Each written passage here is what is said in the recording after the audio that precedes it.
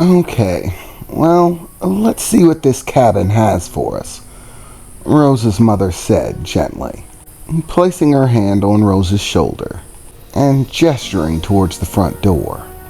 Rose took a big gulp in preparation for whatever was lying beyond that wooden door. The area outside of the door was actually very picturesque. A large gravel driveway soon led out to a lush green yard filled with soft grass and gentle flowers here and there. Perhaps a small rock placed seemingly almost strategically, as if they were there as decoration, all surrounded by flowers. The entire thing was quite picturesque, Rose thought to herself as she approached the front door.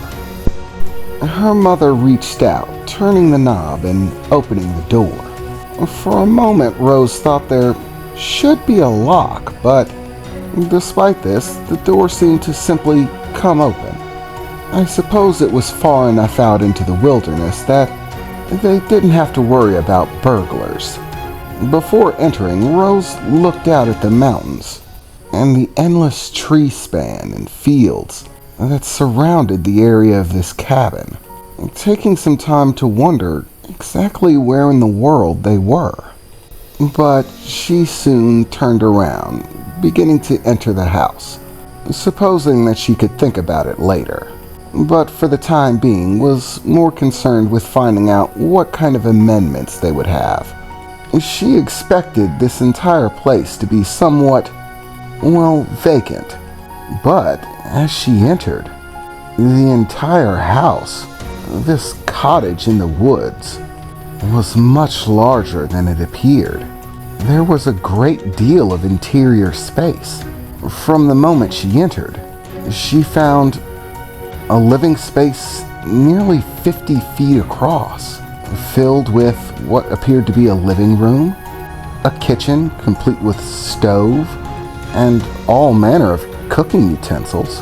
The floor seemed to be made of a fine material.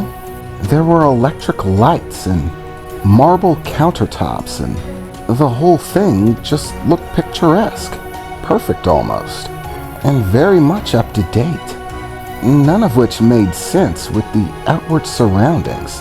As she looked to the living section of the front area, she could see that there were several doors that led off to what she could only assume were side rooms, which would no doubt have beds and things like that. And there, stationed in the living room, was a very nice television.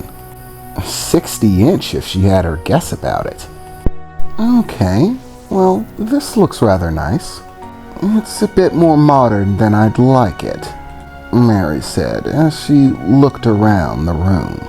What are you talking about, Mom? This is awesome. This is way better than I thought it was going to be, Rose replied. Rose, this is not a normal vacation.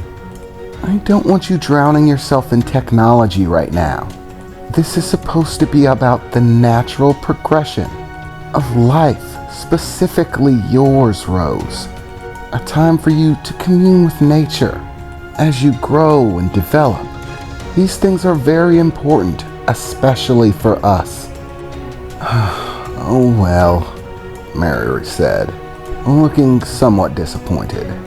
I suppose for the time being you should simply find a room, unpack your things, and make yourself comfortable. I'll start preparing for your solede. My solede? Rose replied. What's a solede? It's a very special ceremony, Rose, her mother replied, smiling over to her. It's one from our home world, a special ceremony between mother and daughter, taken around the time of passage. The bloom, one's first bloom. You will have multiple blooms within your life, but your first bloom is always the most special.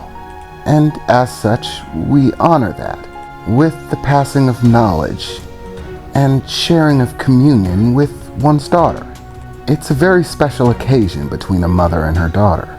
and all the forces of nature that dwell around us," Rose's mother said as she took Rose's hand in hers, holding it gently and smiling as she moved a few strands of red hair out of her face, looking at her daughter as if she was the most beautiful thing in the world, which wasn't uncommon for her mother.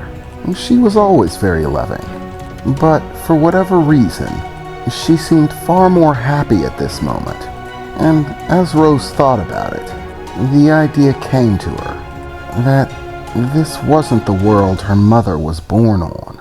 It wasn't the one she was raised on. The traditions and ideas that exist here on Earth are what she was used to, of course. But her mother must feel incredibly homesick. But finally, she was getting to share a bit of herself with her. For the first time in more than a decade, her mother would get to speak about her own culture, have experiences that she must have dreamed of since she was a girl, to feel a little bit of home. For a moment, Rose felt very bad. She knew, of course, that her mother kept their origin secret from her, but she never really thought about the cost that her mother paid for it. She only recently learned, but now that she knew, she began to understand exactly how much her mother had sacrificed so that she could feel normal, how much she must miss her home. At that point, Rose became determined to make sure that her mother got the experience that she deserved. She wanted to spend time with her, to bond, mother and daughter, and for the first time in their lives, to share her culture with her. And Rose was determined to make sure that she did everything possible to make it everything that her mother hoped that it would be, to share it alongside her. Rose smiled back at her mother. "Okay, Mom, no sweat. I'll just go get unpacked real quick," Rose said as she skittered off, trying to find a room, beginning to look through the different doorways. It appeared as if two of the doorways led to effectively storage space. One which housed cleaning materials and things of that sort, and another that appeared to be some sort of a pantry, having large stocks of food on shelves and crates that seemed to have lids that could be opened or shut, large freezers and things of that sort. But there were 3 other doors.